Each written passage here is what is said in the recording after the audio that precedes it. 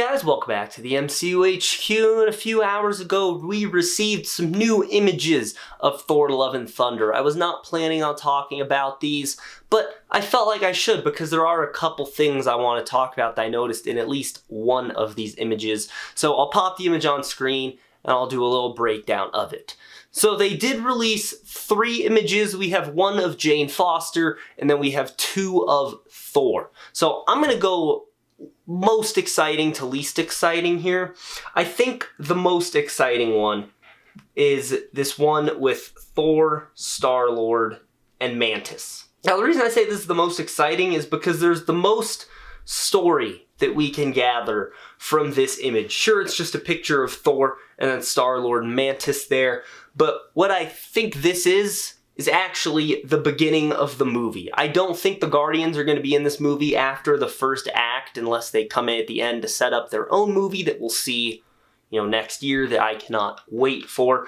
And I think this is Thor just in a meditative state, and Star-Lord and Mantis come to get him because they have a mission and he is hesitant to do it. If we watch the trailer in that wide shot, we do see 2 people walking up that hill, so it's pretty clear that's Star-Lord and Mantis coming to get Thor for something, and Mantis and Thor are having a little conversation here, and Star-Lord looks a little agitated, so maybe they're making fun of Star-Lord. I would love it. Also, this is a great look at their new costumes here. It looks like Mantis has a little green streak in her hair. I can't remember if she had that in the other movies or if this is new. Forgive me, I can't remember. Her costume is looking snazzy. It's looking like they took a bit of her costume from the end of Endgame. And she also has that headpiece coming from her antennas.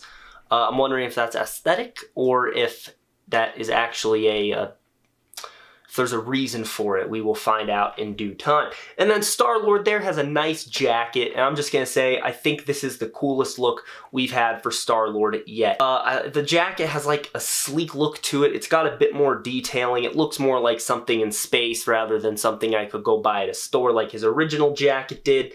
And also, his hair is messy, his facial hair is different. Taika Waititi's Star-Lord is clearly a bit different than James Gunn's Star-Lord. I'm all here for it.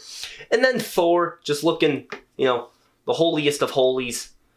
And that blanket looks kind of comfy. But moving on to the second one here.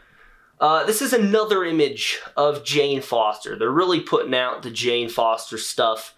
And we'll start with the background here. Judging by the background that we're looking at, this is that political conference that we saw in the trailer that Jane is at. This is clearly on Earth. This is some sort of new Asgard plot line, and I wonder if Gore is going to come and just wreck it. We'll see. But as always, Jane looks so good. I love that they actually did lighten her hair to not make her fully blonde like in the comics, but have her somewhat blonde like it is in the comics.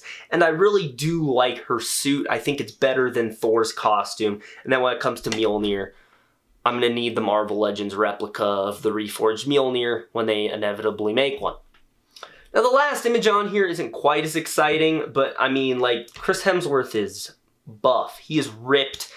And this is clearly on the Benatar. So this might be them going to that mission that they are presumably picking Thor up for, or this is at the very start of the movie and he's like, they're chilling on the ship doing something. But either way, this is clearly from the beginning when Thor is with the Guardians. I have a feeling most of the stuff we've seen of this movie in images, not in trailers. We've seen some final battle stuff in trailers for sure, but I have a feeling a lot of the images we've seen are from the beginning. Now the dead giveaway here is Thor's outfit.